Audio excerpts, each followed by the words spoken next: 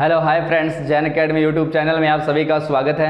आज अपन पढ़ने वाले हैं सीरीज रेजोनेंस के बारे में। बहुत इंपॉर्टेंट टॉपिक है, थोड़ा ध्यान से देखना इस टॉपिक को, क्योंकि हर एग्जाम में इसके क्वेश्चन कई बार पूछे जाते हैं। कोई भी एग्जाम आप उठा के देख लें, यूपीपीसीएल का हो, डीएमआरसी एग्जाम हो, या फिर जेबीएन का एग्जाम हो, एनएमआरसी हो, ऑर्डिनेंस फैक्ट्री हो, गैल हो, बैल हो, जो भी एग्जाम आपके टेक्निकल के, तो उनमें इन रेजोनेंस के क्वेश्चन हमेशा पूछा जाता है। तो आप इस टॉपिक को ध्यान से देखना, क्योंकि इसके जो क्वेश्चन पूछे जाते हैं वो कंक्लूजन में से पूछे जाते हैं, और वो कंक्लूजन अपन स्टार्टिंग से लेके एंडिंग तक पढ़ते हैं। तो इस वीडियो को आप शुरू से लेके एंड तक जरूर देखना, और आपको जो क्वेश्चन एग्जाम में आते हैं वो आपको अच्छी तरह से पता चलने लग जाएगा कि कैसे रेजोनेंस में से क्वेश्चन पूछे जाते हैं। तो करते हैं अपन स्टार्ट। तो अपन ने सबसे पहले क्या करना है, रेजोनेंस सर्किट बनाने के लिए आपको एक चीज़ पता होनी चाहिए कि रेजोनेंस आ किस में सकता है। पहली बात याद रखें कि कंडीशन याद रखनी है कि रेजोनेंस की कंडीशन, दो कंडीशन याद रखनी है आपको, कभी जिंदगी में आप नहीं भूलोगे। पहली कंडीशन ये आ सकती है कि रेजोनेंस बनाने के लिए, किसी सर्किट को रेजोनेंस बनाने के लिए उस सर्किट में एक रेजिस्टेंस, एक इंडक्टर और एक कैपेसिटर जुड़ा होना चाहिए। ओके, दूसरी कंडीशन अपन बाद में देखेंगे। पहली कंडीशन होनी चाहिए आपका आर, एल और सी किसी सर्किट में जुड़ा होना चाहिए। तो क्या करना है कि अपने को क्या करना है, ये लो, एक मैंने रेजिस्टेंस, एक इंडक्टर और एक कैपेसिटर ऐड किया, और यहां से मैं एक ऐसी सप्लाई दे रहा हूं, ये मैं ऐसी सप्लाई वी वोल्टेज दे रहा हूं, और यहां पर जो फ्रीक्वेंसी है वो है एफ। अब अपन क्या कर रहे हैं कि यहां पर जो रेजिस्टेंस है ये है आर, और ये इंडक्टर है एल, और ये जो आपका कैपेसिटर है ये है आपका सी। हो गया। अब अपने क्या करना है कि रेजोनेंस किस में आ सकता है, आर एल सी सर्किट में आएगा, क्योंकि इसमें रेजोनेंस ला सकते हैं।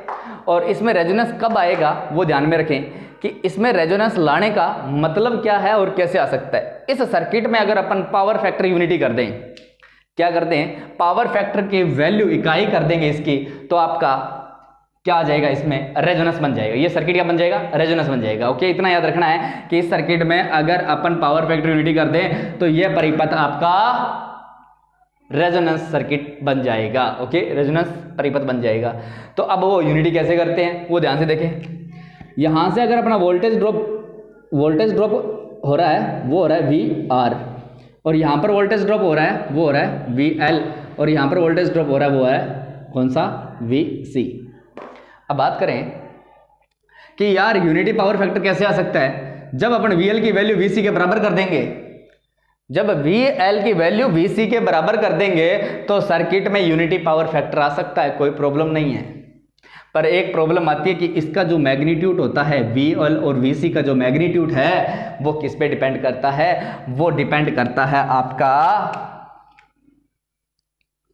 एक्स एल और एक्स सी पर। वी सी का मैग्नीट्यूड एक्स सी पर डिपेंड करेगा, और वी एल का मैग्नीट्यूड एक्स एल पर डिपेंड करेगा। एक्स एल और एक्स सी आपके फ्रीक्वेंसी पे डिपेंड करते हैं, फ्रीक्वेंसी पे डिपेंड करते हैं ना। इसका फॉर्मूला क्या होता है आपका, 2 पाई एफ एल। देखो फ्रीक्वेंसी डिपेंड करता है आपका एक्स एल, और ये जो है ये भी किस पे डिपेंड करेगा, आपका फ्रीक्वेंसी पे। तो इसका फॉर्मूला होता है 1/2 पाई एफ सी। ये भी तो फ्रीक्वेंसी डिपेंड कर रहा है, तो दोनों फ्रीक्वेंसी पे डिपेंड करते हैं। तो अपन ने क्या किया कि यहां पर जो सोर्स की फ्रीक्वेंसी एफ है, इस फ्रीक्वेंसी की वैल्यू अपन इतनी इंक्रीज करें कि एक्स एल और एक्स सी बराबर हो जाए। तो एक्स एल और एक्स सी बराबर हो जाए, इतनी इंक्रीज की सोर्स की फ्रीक्वेंसी को इतना इंक्रीज करो कि एक्स एल और एक्स सी बराबर हो जाए। जब आप एक्स एल और एक्स सी बराबर हो जाएगा तो वहां पर आपका क्या आ जाएगा, रेजोनेंस आ जाएगा। तो रेजोनेंस की कंडीशन याद रखिए, सबसे पहली कंडीशन कौन सी आती है, एक्स एल बराबर एक्स सी होता है। ओके, कैसे होता है वो मैंने बताया। तो एक्स एल बराबर एक्स सी अपने पास होते ही क्या हो जाएगा, आपका सीरीज रेजोनेंस आ जाएगा। इस सर्किट को अपन ने क्या कर सकते हैं, यूनिटी पावर फैक्टर बन गया है एक्स एल बराबर एक्स सी होते ही। अब अगर अपन बात करते हैं कि यार एक्स एल बराबर एक्स सी हो गया, अपन दूसरी टर्म्स निकाले, तो यहां से अगर मैं ऐसा भी तो कह सकता हूं कि मेरे को अगर जेड की वैल्यू चाहिए, मेरे को इस सर्किट के अंदर जेड की वैल्यू चाहिए, तो जेड की वैल्यू मैं कैसे निकाल सकता हूं, जेड बराबर अपने पास फॉर्मूला होता है इस सर्किट में। देखो जेड निकालने का फॉर्मूला क्या होगा आपका, आर का स्क्वायर प्लस एक्सएल माइनस एक्ससी का होल स्क्वायर। होगा कि नहीं होगा। और अपन जानते हैं कि एक्सएल बराबर एक्ससी है, एक्सएल की जितनी वैल्यू उतनी एक्सी की वैल्यू है, तो ये दोनों वैल्यू तो क्या हो गई, बराबर हो गई, तो क्या हो गई, ये जीरो हो गई कि नहीं हो गई, हो गई। तो अपन ऐसा कह सकते हैं जेड बराबर क्या होने वाला है, रूट आर स्क्वायर। ये जैसे ही अपन इसका स्क्वायर हटाएंगे तो आपका क्या हो जाएगा, जेड इक्वल आर। तो आपकी जो सेकंड कंडीशन आती है वो ध्यान रखें कि रेजोनेंस में एक्सएल बराबर एक्सी होता है और जेड बराबर आर होता है। तो ये याद रखें, आपकी फर्स्ट कंडीशन आ चुकी है और ये सेकंड कंडीशन आ चुकी है। ओके, अब अपन चलते हैं आगे। अगर अपने को क्या करना है कि इसी सर्किट के अंदर अगर वोल्टेज फाइंड करना है या फिर वोल्टेज के रिस्पेक्ट में अपने को यहां पर रेजोनेंस लेके आना है या यूनिटी पावर फैक्टर करना है इस सर्किट का, तो अपन क्या कह सकते हैं कि VL बराबर क्या हो जाएगा, VC हो जाएगा। तो आप याद रखें कि VL बराबर अगर अपन VC कर दें तो भी आपका जो इस सर्किट का पावर फैक्टर वो यूनिटी हो जाएगा, और यूनिटी पावर फैक्टर होने का मतलब होता है कि रेजोनेंस आ जाता है उस सर्किट में। ओके, तो यहां पर भी क्या आ जाएगा, रेजोनेंस आ जाएगा। तो ये आपका कौन सा हो गया, इक्वेशन नंबर 3। मतलब 3 कंडीशन अपन निकाल चुके हैं रेजोनेंस की, याद रखें। अब अपन क्या करें कि इस सर्किट का अगर मैं टोटल वोल्टेज फाइंड करता हूं, इस सर्किट का मैं टोटल वोल्टेज फाइंड करता हूं, तो टोटल वोल्टेज का जो फॉर्मूला आता है वो क्या होता है, देखें, V इक्वल्स रूट में वी आर का square plus VL minus VC का होल स्क्वायर होता है कि नहीं होता। अपन ने सीरीज RLC सर्किट में फॉर्मूला पढ़ा था। यहां से अपने को पता है कि VL बराबर VC हो रहा है, मतलब VL और VC की तो वैल्यू बराबर हो रही है, तो ये दोनों क्या हो गए आपके, जीरो हो गए, जीरो हो गए। तो V इक्वल क्या बच गया, रूट में VR का स्क्वायर। तो V इक्वल क्या हो गया, VR। आप ऐसा भी कह सकते हो कि सप्लाई वोल्टेज सारी की सारी कहां पर ड्रॉप होने वाली है, रेजिस्टेंस पर ड्रॉप हो जाएगी। उस टाइम भी आपका पावर फैक्टर 1 हो जाएगा और सीरीज रेजोनेंस आ जाएगा। तो अपने पास कितनी कंडीशन आई, 1 2 3 और ये 4 कंडीशन अपन ने पढ़ चुके हैं। अब आगे की कंडीशन देखना कि अपन ऐसा भी तो कह सकते हैं कि यार यहां की जो पावर है QL reactive power, inductive reactive power, और यहां पर जो पावर है कैपेसिटिव रिएक्टिव पावर, अगर अपन इन दोनों को बराबर कर देते हैं तो भी आपका क्या आ सकता है, सीरीज रेजोनेंस आ सकता है। तो यहां पर अपने पास QL इक्वल QC किया तो ये क्या आ गया, आपका सीरीज रेजोनेंस आ गया, और कंडीशन नंबर होगी आपकी 5। अब अगर मैं बात करूं कि इसी सर्किट की अगर टोटल पावर मेरे को निकालनी है, तो टोटल पावर का जो फॉर्मूला होता है S इक्वल्स होता है रूट में P square plus QL minus QC का होल स्क्वायर, ये फॉर्मूला है। अपने पास XQL इक्वल QC हो रहा है, तो ये वैल्यू आपकी क्या हो गई, जीरो हो गई, क्योंकि वैल्यू बराबर होती तो दोनों संख्या बराबर है, जीरो हो गया। तो S इक्वल क्या हो गया, रूट में P स्क्वायर, तो S इक्वल क्या हो गया, P। आपकी कंडीशन नंबर 6। ये आप अगर 6 कंडीशन याद कर सकते हो तो आपको रेजोनेंस का कोई भी क्वेश्चन करने में प्रॉब्लम नहीं आएगी, क्योंकि जो ज्यादा क्वेश्चन पूछे जाते हैं वो इन कंडीशनों से पूछे जाते हैं। अभी अपन जब बताऊंगा मैं इनको एक लाइन में अपन लिख के देखेंगे, तो आप एक बार याद रखें कि ये जो कंडीशनें निकलती है वो अपन ने निकाली कैसे है। ओके, अब अपन उसके बाद में देखेंगे इस रेजोनेंस फ्रीक्वेंसी के बारे में। मैं शुरू में बता रहा था ना कि रेजोनेंस फ्रीक्वेंसी, ऐसी इस फ्रीक्वेंसी की वैल्यू बढ़ाएंगे XL बराबर XC हो जाएगा। वो कौन सी फ्रीक्वेंसी भी होता है उसकी अपन वैल्यू निकालेंगे। तो इससे पहले आप इसका स्क्रीनशॉट लें।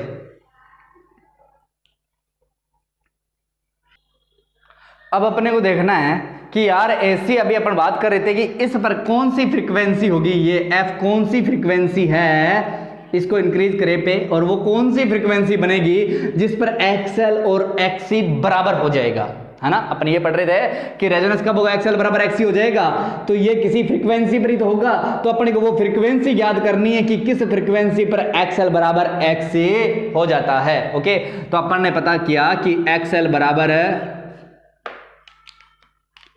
अपन ने पता क्या करना है कि XL बराबर XC का पता करना है। तो यहां पर मैंने लिखा कि XL इक्वल XC, अपने को फ्रीक्वेंसी पता करनी है कि कब ये XL बराबर XC हो रहा है। ओके, तो यहां से मेरे को पता है कि XL की जो वैल्यू होती है वो होती है ओमेगा L। याद रखें क्या होती है, ओमेगा L। अपन रेजोनेंस की बात कर रहे हैं तो अपन यहां पर ओमेगा को ओमेगा नोड के द्वारा डिनोट करते हैं। ओके, तो ओमेगा एल इक्वल क्या हो जाएगा, एक्स सी का फॉर्मूला क्या होता है 1/ओमेगा नॉट सी हो जाएगा, क्योंकि रेजोनेंस फ्रीक्वेंसी की अपन बात कर रहे हैं, रेजोनेंस फ्रीक्वेंसी निकाल रहे हैं। यहां से अगर अपन देखते हैं कि ओमेगा ओमेगा क्या हो गया, ओमेगा स्क्वायर हो गया और इक्वल 1/LC हो जाएगा। देखो इस ओमेगा को मैंने इधर ट्रांसफर कर दिया तो ये ओमेगा ओमेगा का क्या हो गया, स्क्वायर हो गया। ये एल मैंने यहां नीचे डाल दिया तो ये 1/LC हो गया। यहां से अगर अपन देखते हैं कि ओमेगा नॉट इक्वल 1/LC है, जैसे ही मैं ये स्क्वायर को हटाऊंगा तो यहां पर क्या चला जाएगा, आपका रूट चला जाएगा। कोई प्रॉब्लम नहीं है यहां तक। तो यहां से अपन देखते हैं कि 1 का जो रूट होता है वो 1 ही रहता है, तो इक्वल क्या हो जाएगा 1/रूट में LC। अगर यही अपना क्या कहलाता है, रेजोनेंस फ्रीक्वेंसी कहलाती है। ये रेजोनेंस फ्रीक्वेंसी कौन सी है, अगर आपके पास यूनिट पूछे कि रेडियन पर सेकंड में रेजोनेंस फ्रीक्वेंसी पूछे तो रेडियन पर सेकंड में जो फ्रीक्वेंसी होगी उसका फॉर्मूला ये होगा। अगर अपन चाहते हैं कि यार फ्रीक्वेंसी किस में आनी चाहिए, आपके हर्ट्ज में लेनी है, किस में लेनी है, हर्ट्ज में लेनी है, तो हर्ट्ज में अपन अगर इसको चेंज कर देंगे तो देखें कि ओमेगा नॉट इक्वल होता है, अभी अपन ने निकाला 1/रूट में LC। यहां से मैंने क्या किया कि ओमेगा की वैल्यू पुट करता हूं मैं, और ओमेगा की वैल्यू पुट करता हूं, कितनी आती है 2π, ओमेगा की वैल्यू आती है 2π F नॉड। ओके कोई प्रॉब्लम नहीं है, ओमेगा की वैल्यू आ गई, ओमेगा वैल्यू क्या होती है 2π F हो गई। नॉड मैंने क्यों डाला, रेजोनेंस फ्रीक्वेंसी है, यहां से मेरे को यह पता है कि रूट में LC है। अब ये जो 2π है मैंने इसको नीचे ट्रांसफर कर दिया तो F नॉट इक्वल क्या हो गया आपका 1/2π रूट में LC। ये जो फ्रीक्वेंसी आई है आपकी रेजोनेंस फ्रीक्वेंसी, ये किस में आई, आपकी हर्ट्ज के अंदर आई है। ये याद रखें, या तो आपके पास क्या पूछ सकता है, रेडियन पर सेकंड में फ्रीक्वेंसी पूछे रेजोनेंस तो ये फॉर्मूला है, अगर आपके हर्ट्ज में पूछे तो कौन सा फॉर्मूला है आपका, ये फॉर्मूला है। अभी आप इसका स्क्रीनशॉट लें, उसके बाद नेक्स्ट देखते हैं अपन, कंक्लूजन देखते हैं इसके। अब अपन देखते हैं रेजोनेंस सर्किट के, जो रेजोनेंस सर्किट है उसके कंक्लूजन देखते हैं कि अपने पास क्वेश्चन किस प्रकार का बनेगा एग्जाम में। देखो सिंपल सा है, मैं जो टर्म्स लिखवा रहा हूँ आपको याद रखना है डायरेक्ट। तो मैंने आपको कंडीशन तो बता दी थी कि 6 कंडीशन बनती है ना, उन्हीं से कंक्लूजन बनता है। देखिए सबसे पहला जो आपका टॉपिक आता है वो यही पूछता है, देखें कि जो आपका सीरीज रेजोनेंस होता है, जरूरी सीरीज रेजोनेंस नहीं, आप डायरेक्ट याद रखना कि कौन सा भी रेजोनेंस है। रेजोनेंस आपके दो प्रकार के होंगे, सीरीज और पैरेलल। तो अगर आपके पास कौन सा भी रेजोनेंस है तो पावर फैक्टर हमेशा क्या रहेगा, उसका यूनिटी रहेगा, आप याद रखें। ओके तो यहां से याद रखना कि रेजोनेंस परिपथ का पावर फैक्टर इकाई होता है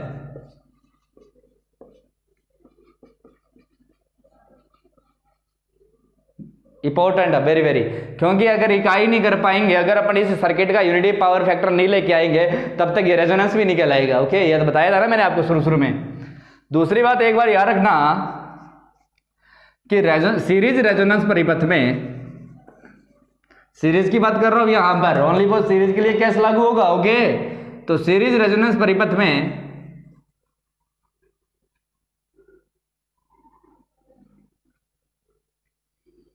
सीरीज रेजोनेंस परिपथ में धारा का मान, धारा मतलब करंट का मान, करंट की वैल्यू अधिकतम होता है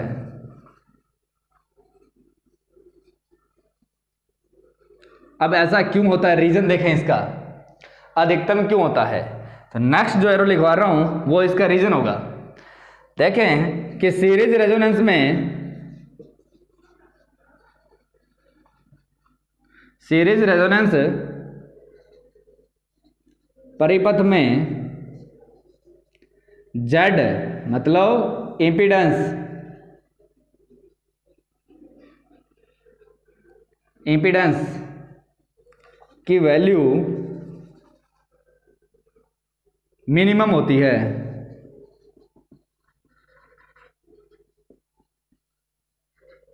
मतलब बहुत कम होती है। कैसे होती है यार, अपन ने अभी अभी कंक्लूजन निकाला था कि जेड इक्वल्स क्या हो रहा था आपका, आर आ रहा था ना यार। कभी आपने देखा है क्या जेड की वैल्यू आर के बराबर आ रही है? जेड की वैल्यू हमेशा आर से ज्यादा आती थी, पर एक रेजोनेंस सर्किट ऐसा आया कि जेड की वैल्यू क्या करके आ गया, जेड की वैल्यू को इतना कम कर दिया, वो किसके बराबर आने लग गई, आर के बराबर आने लग गई। तो आर के बराबर आने लग गई तो जेड क्या हो गया, कम हो गया। अब जेड कम हो गया तो आपको क्या करनी है, सर्किट में करंट की वैल्यू निकालनी है। तो सर्किट में जो करंट की वैल्यू आएगी I equals V upon Z, minimum आएगा ये। तो देखो ये मिनिमम है, ये बहुत कम है, तो आई की वैल्यू क्या होगी, ऑलरेडी अधिकतम होगी। तो मैं इसीलिए मैंने यहां पर बताया था कि करंट की वैल्यू सीरीज रेजोनेंस में जो करंट की वैल्यू होती है वो क्या होती है, अधिकतम होती है, और जेड की वैल्यू क्या होती है, मिनिमम होती है। ओके, अब अपन चलते हैं नेक्स्ट कंक्लूजन पे, क्योंकि आपका जो क्वेश्चन पूछेगा वो यहीं से पूछेगा कि सीरीज रेजोनेंस का पावर फैक्टर होता है यूनिटी होता है। याद रखें, सीरीज रेजोनेंस में रेजोनेंस परिपथ में धारा का मान अधिकतम होता है, और बात करें सीरीज रेजोनेंस में जेड की वैल्यू न्यूनतम होगी। आप कैसे आप सीक्वेंस भाई याद कर सकते हैं इसे कि धारा अधिकतम होगी तो जेड इक्वल अपने आप ही क्या होगा, मिनिमम होगा। अगर अपन बात करते हैं नेक्स्ट सीरीज रेजोनेंस में, सीरीज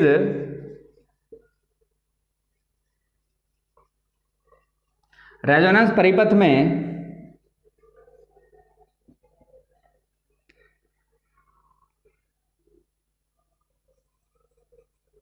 एपरेंट पावर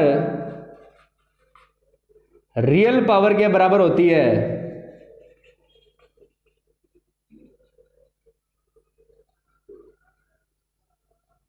यह भी अपन ने देखा था कि क्या हो रहा था, एपरेंट पावर जो एस है वो किसके बराबर हो रही थी, पी के बराबर हो रही थी।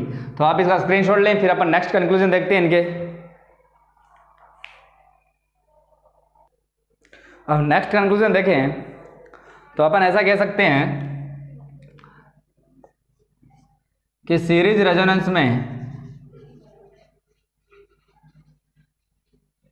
सीरीज रेजोनेंस में रिएक्टिव वोल्टेज जीरो होती है। ये तो अपन ने देखा था कि VL, यहां पर VL और VC की वैल्यू क्या हो रही थी, इक्वल हो रही थी। तो नेट रिएक्टिव वोल्टेज कितना हो गया आपका, जीरो हो गया। तो यहां पर अपन लिख सकते हैं कि VL इक्वल VC, या फिर ऐसा कह सकते हैं VL minus VC equal zero. कोई प्रॉब्लम नहीं है, एक ही बात है दोनों की। अगर अपन नेक्स्ट देखते हैं, नेक्स्ट अपना जो टॉपिक है वो देखते हैं इसमें कि अगर अपन सीरीज रेजोनेंस की बात करते हैं, क्या करें, सीरीज रेजोनेंस की बात करते हैं, तो उसमें एक चीज और याद रखें आप कि सीरीज रेजोनेंस में supply voltage resistance voltage drop के बराबर होता है।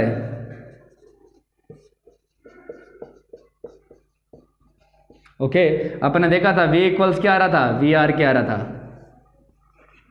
हो गया, तो काफ़ी अच्छी चीज़ है, आपको ध्यान में रखना ही है। ये इतने सारे कंक्लूजन पॉइंट थे जो वेरी वेरी इंपॉर्टेंट है आपके, इन्हीं में से आपके एग्जाम में क्वेश्चन पूछा जाता है। ओके, तो अब अपन नेक्स्ट के बारे में चलते हैं कि यहाँ से ये जो सीरीज रेजोनेंस अपन जो पढ़ रहे हैं, काफ़ी टाइम हो गया पढ़ते हुए, लगभग पढ़ लिया अपन ने, पर यार ये सीरीज रेजोनेंस आपका यूज कहाँ पर आता है।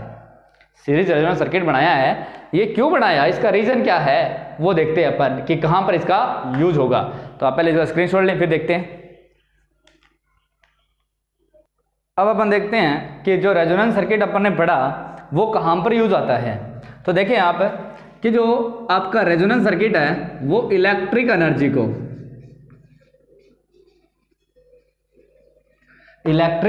को मैग्नेटिक एनर्जी में बदलने के काम आता है, या अपन कह सकते हैं कि मैग्नेटिक एनर्जी को इलेक्ट्रिक एनर्जी में जो सर्किट बदलता है वो कौन सा सर्किट होता है? रेजोनेंस सर्किट होता है। ओके, वेरी वेरी इंपॉर्टेंट है। कई बार एग्जाम में पूछा गया है कि इलेक्ट्रिक एनर्जी को मैग्नेटिक एनर्जी में डायरेक्ट कौन बदल सकता है? रेजोनेंस आ जाए तो वहां पर रेजोनेंस सर्किट का नाम टिक करना है। ओके, अब अगर अपन बात करते हैं नेक्स्ट कि यार और आपका जो रेजोनेंस सर्किट है वो और कहां पर यूज करते हैं अपन, तो अपन याद रखें कि इसका यूज जो होता है वो होता है ऑसिलेटर में और आपका ट्यूनिंग सर्किट में। ट्यूनिंग सर्किट मतलब जो सॉन्ग वगैरह बनते हैं स्टार्टिंग में जो ट्यून बनती है उन सर्किटों में किया जाता है। और अपन बात करें तो फिल्टर में यूज किया जाता है।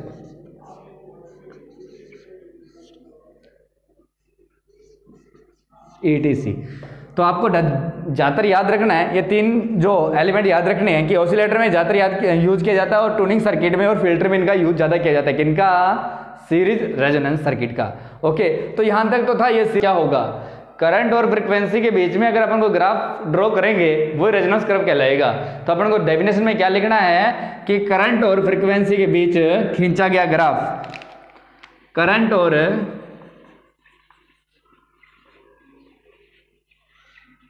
फ्रीक्वेंसी के बीच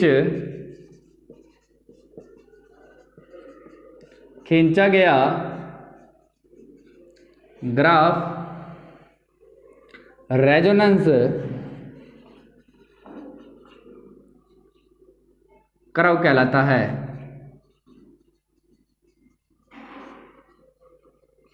ओके, अपने को याद हो गया होगा। अपन ने देखा था कि रेजोनेंस के कंडीशन देखी थी, मैं यहां पर एरो डाल के लिख देता हूं। रेजोनेंस जो कंडीशन थी, रेजोनेंस में अपन ने एक चीज देखी थी कि अपना जो XL इक्वल क्या हो रहा था? XC हो रहा था। यहां से अगर अपन देख रहे थे तो यहां से मैं इसको ओमेगा L लिख रहा था और इसको अपन क्या लिख सकते हैं? 1/ओमेगा0C लिख सकते हैं। तो अब अपने पास यहां से क्या पता चल रहा है कि अगर यार मैं इसे x ओमेगा c की वैल्यू अगर मैं इंक्रीज कर रहा हूं, मैं अगर इसकी वैल्यू इंक्रीज कर रहा हूं तो आपकी जो ये वैल्यू x c की वैल्यू है वो क्या हो रही है? आपकी डिक्रीज हो रही है, हो जाएगी। इसकी वैल्यू मैं इंक्रीज करूंगा तो इसकी वैल्यू डिक्रीज हो जाएगी। अगर इसी प्रकार मैं इसकी वैल्यू इंक्रीज करूंगा तो देखो XL की वैल्यू क्या हो जाएगी? आपकी इंक्रीज हो जाएगी। तो कहने का मतलब है कि आप ओमेगा c की वैल्यू इंक्रीज करोगे तो XC की वैल्यू डिक्रीज होगी और जो करंट होगी सर्किट में वो क्या होगी? आपकी इंक्रीज होगी। या राइट। इसी प्रकार अपन कहते हैं ओमेगा L की वैल्यू अगर मैं इंक्रीज करूंगा तो XL की वैल्यू इंक्रीज होगी, जिससे आपकी जो करंट सर्किट की करंट है वो आपकी डिक्रीज होगी। या राइट। या फिर अपन ऐसा कह सकते हैं कि अगर मैं क्या करना चाहता हूं कि ओमेगा LC की वैल्यू अगर मैं डिक्रीज करूं मैं, तो आपका XL की वैल्यू क्या हो जाएगी? आपकी डिक्रीज हो जाएगी, जिससे आपकी जो करंट है वो क्या हो जाएगी? इंक्रीज हो जाएगी। अब दोनों रिलेशन देखो सेम सेम बन रहे हैं। इसमें भी करंट इंक्रीज हो रहा है, इसमें भी करंट इंक्रीज हो रहा है कि नहीं हो रहा? तो ये फॉर्मूला अपने क्या करना है? यहां पर यूज करेंगे। तो देखो अपन पहले रेजोनेंस कर्व ड्रॉ करते हैं कि एक मैंने ये कर्व बनाया।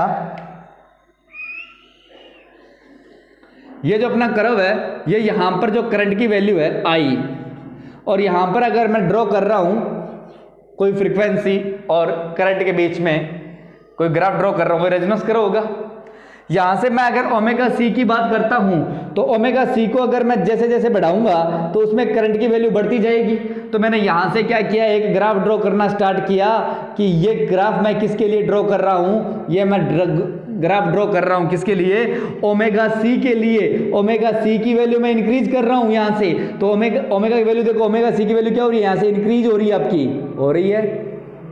तो इंक्रीज हो रही है, देखो आपका करंट भी इंक्रीज हो रहा है कि नहीं हो रहा है? इसके साथ में करंट इंक्रीज हो रहा है।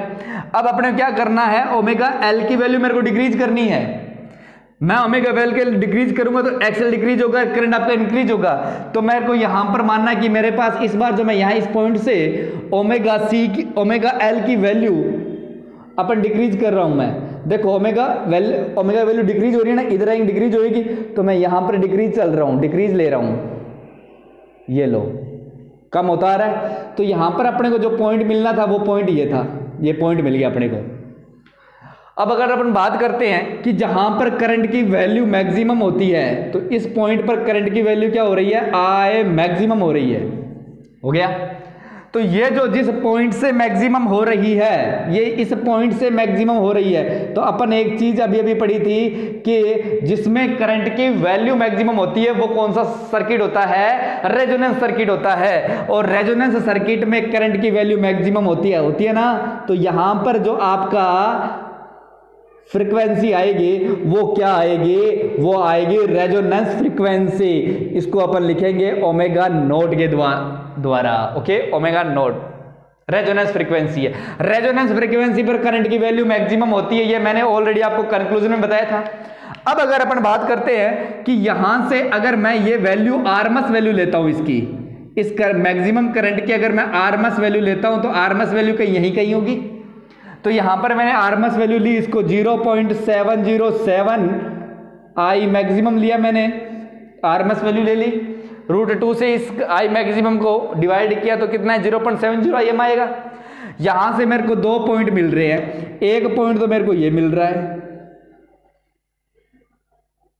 और एक पॉइंट मेरे को ये मिल रहा है। इस पॉइंट का नाम मैंने क्या दे दिया?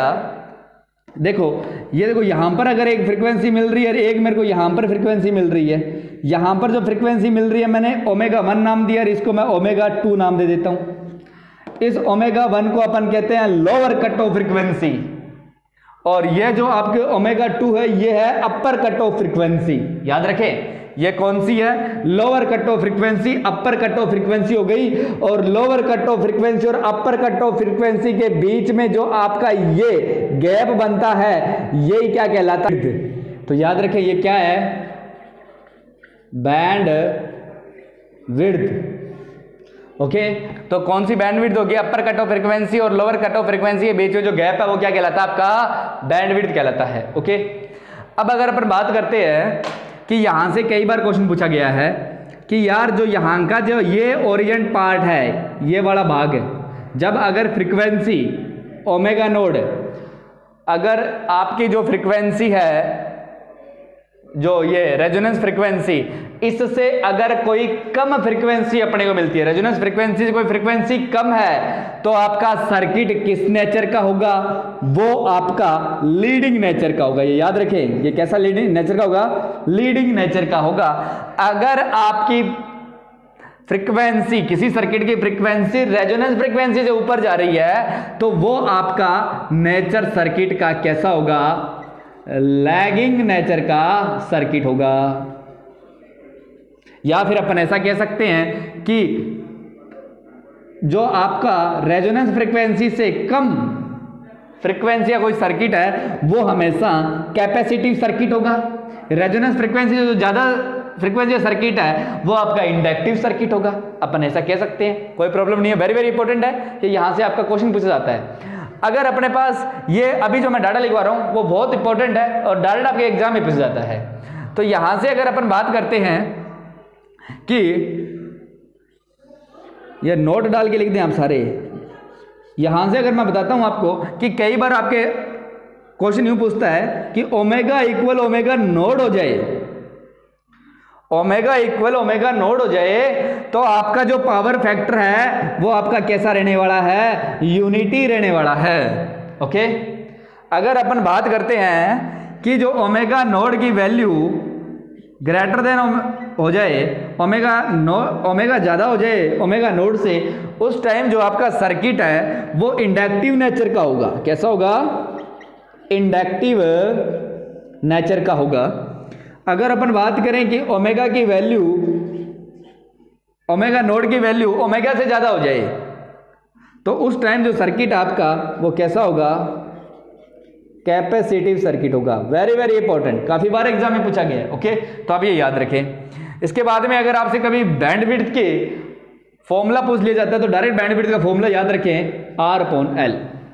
ओके, तो यहां तक तो अपन ने इसके रेजोनेंस कर्व के बारे में समझा और रेजोनेंस कर्व में आपको मैंने फ्रीक्वेंसी के बारे में बताया, क्योंकि यही इंपॉर्टेंट रहता है ज्यादातर कि जो रेजोनेंस फ्रीक्वेंसी है उससे अगर सर्किट की कम फ्रीक्वेंसी है तो आपका सर्किट किस नेचर का होगा। अगर आपके रेजोनेंस फ्रीक्वेंसी से ज्यादा अगर फ्रीक्वेंसी आ रही है तो आपका सर्किट है किस नेचर का होगा। तो अपन यहां से देख लिया और जो ये डाटा है मैंने आपको नीचे नोट करवा दिया है। अभी आप इसका स्क्रीनशॉट लें और अपन अभी इसके न्यूमेरिकल करके देखते हैं कि रेजोनेंस जो सर्किट है उसके क्वेश्चन अपने पास किस प्रकार पूछ जाते हैं।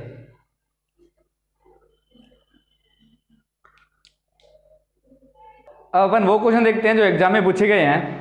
तो यहां से पूछा गया था एक बार एग्जाम में कि रेजोनेंस फ्रीक्वेंसी का सूत्र है। तो यहां से रेजोनेंस फ्रीक्वेंसी का फॉर्मूला कौन सा होगा देखते हैं। तो यहां से मैंने बताया था कि आपको एक्सएल इक्वल क्या होता है, एक्सी। एक्सएल की वैल्यू अगर अपन पुट करेंगे तो क्या हो जाएगा, ओमेगा नोड एल, और यहाँ से क्या हो जाएगा, ओमेगा नोड सी। तो यहाँ से ओमेगा नोड को अगर मैं इधर लेके आता हूँ तो क्या हो जाएगा, ओमेगा नोड की स्क्वायर इक्वल क्या हो जाएगा, 1/LC। ओमेगा नोड इक्वल क्या हो जाएगा आपका 1/रूट में LC। ये फॉर्मूला अपन ने अभी सॉल्व किया था। तो यहाँ से आपका फॉर्मूला क्या हो जाएगा, रूट ओमेगा इक्वल 1/रूट LC। अब अगर अपन बात करते हैं कि एक और फॉर्मूला बताया था मैंने, ये तो बताया था रेडियन पर सेकंड में अगर आपकी फ्रीक्वेंसी पूछे तो आपका ये फॉर्मूला है। अगर आपके पास कौन सा पूछे कि डायरेक्ट हर्ट्ज में पूछे फ्रीक्वेंसी, रेजोनेंस फ्रीक्वेंसी, तो उसका फॉर्मूला होगा 1/2π रूट में LC। Okay, very very important फॉर्मूले हैं, डायरेक्ट यहां से पूछ जाते हैं ये फॉर्मूले एग्जाम में। अब अपन बात करते हैं कि सीरीज रेजोनेंस सर्किट में पावर फैक्टर होता है। वेरी वेरी इंपॉर्टेंट फॉर्मूला है और काफी बार ये क्वेश्चन आपके एग्जाम में पूछा गया है कि आपका जो सीरीज रेजोनेंस सर्किट है उसमें पावर फैक्टर क्या होता है। अरे यार, उस power series resonance circuit RLC circuit को अपन क्या करना है, यूनिटी पावर फैक्टर बनाना है, तभी तो आपका रेजोनेंस आएगा ना। तो उसका पावर फैक्टर कैसा होता है, यूनिटी होता है। ओके, आप स्क्रीनशॉट लें। नेक्स्ट क्वेश्चन देखते हैं। अब अपन नेक्स्ट क्वेश्चन देखते हैं कि सीरीज रेजोनेंस के चित्र में कौन सी कंडीशन सही नहीं है। मतलब अपने पास क्या कर रखा है कि कोई कंडीशन दे रखी है अपने पास, ये 4 कंडीशन है, इनमें से अपने को पकड़ना है कि कौन सी कंडीशन सही नहीं है। तो यार देखें, एक बात याद रखें कि सीरीज रेजोनेंस जो होता है Z इक्वल R होता है। 6 कंडीशनें बनती है आपको, मैं 6 कंडीशन यहाँ पर लिख देता हूँ, आप उसको देख लेना कौन सी नहीं होती।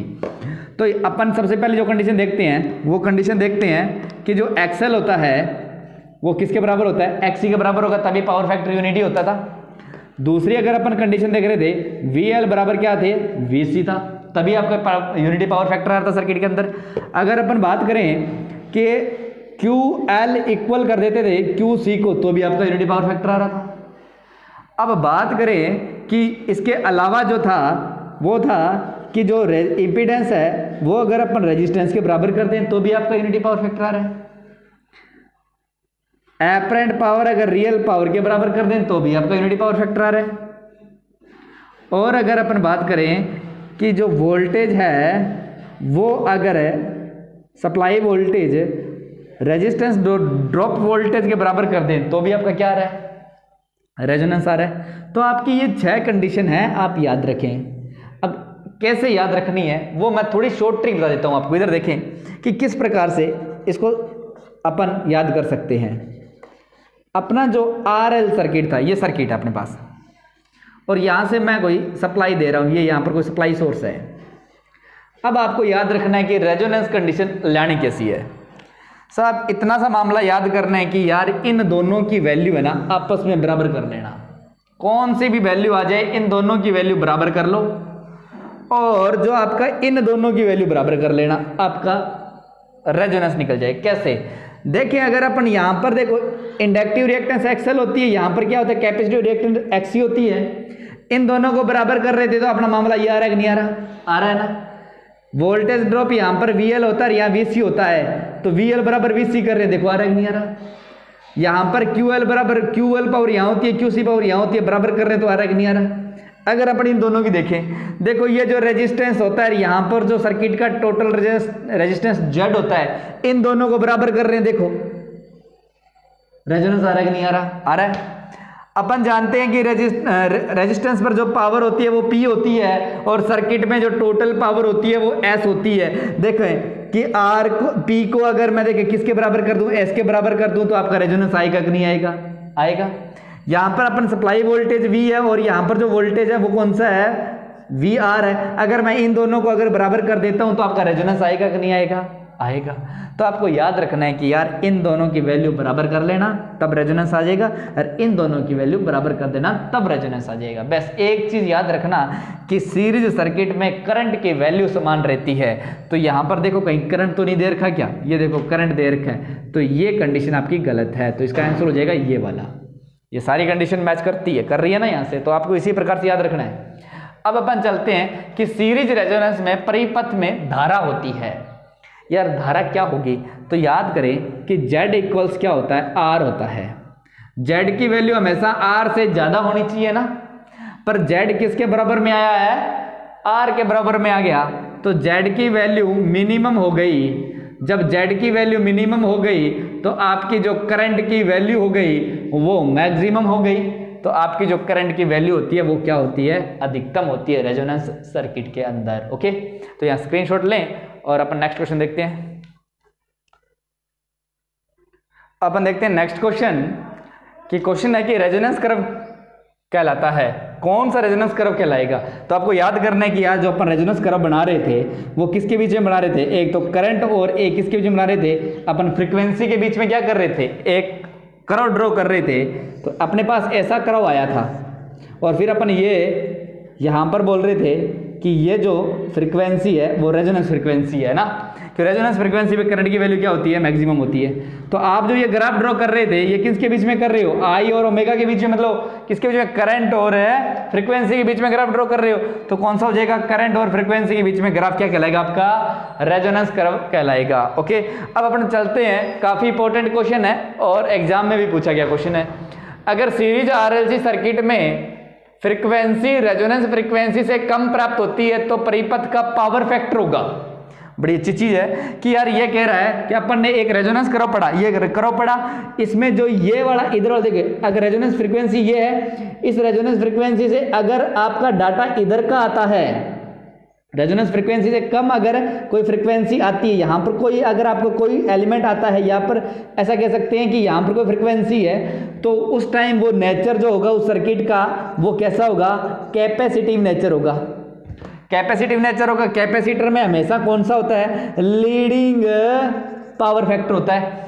अगर अपन कह दें कि रेजोनेंस फ्रीक्वेंसी से अगर फ्रीक्वेंसी आगे चली जाए किसी सर्किट की तो उसका जो नेचर होगा वो होगा इंडक्टिव। कैसा होगा, इंडक्टिव। तो यहां पर कैसा होगा, इंडक्टिव नेचर है, तो इंडक्टर में कैसा power factor, lagging power factor होता है। ये तो यहां पर अपने क्या कह रहा है कि आरएलसी फ्रीक्वेंसी से कम प्राप्त हो रही है, तो कम प्राप्त हो रही है तो कैसा पावर फैक्टर है, लीडिंग पावर फैक्टर होगा। ओके, सिंपल है, यहां स्क्रीनशॉट लें। नेक्स्ट क्वेश्चन देखते हैं।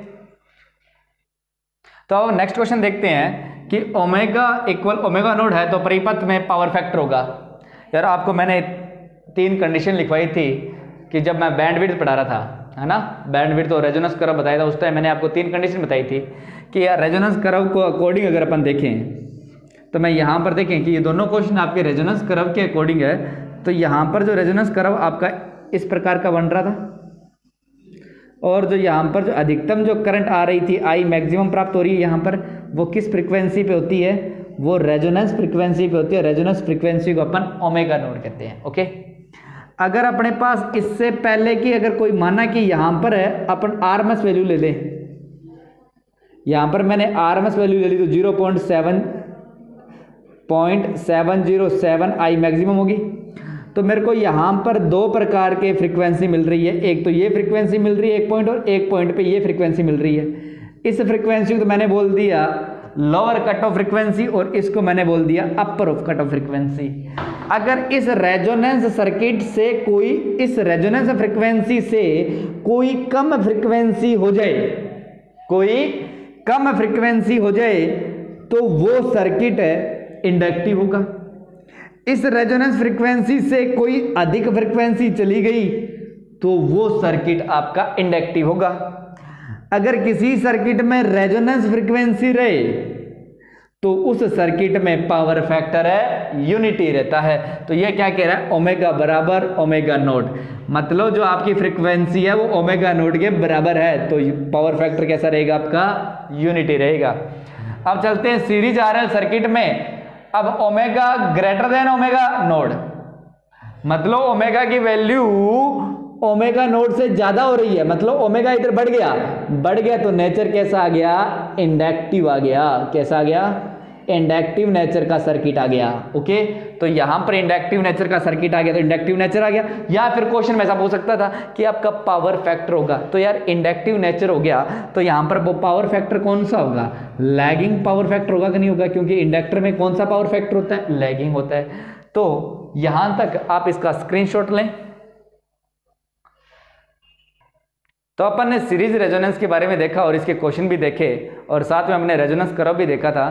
तो इनके क्वेश्चन काफ़ी बार एग्जाम में पूछे जाते हैं, तो आप इस वीडियो को अच्छी तरह से देखें और नोट्स बनाएं, जिससे आपका एग्जाम का कोई भी क्वेश्चन छूट ना पाए। ओके, तो आगे की वीडियो मेरे देखने के लिए आप इस चैनल को सब्सक्राइब करें और बेल आइकन का बटन दबाएं, जिससे आपको मैं कोई भी वीडियो अपलोड करता हूं तो उससे आपको जल्दी से जल्दी नोटिफिकेशन मिलता रहे। Okay, bye bye.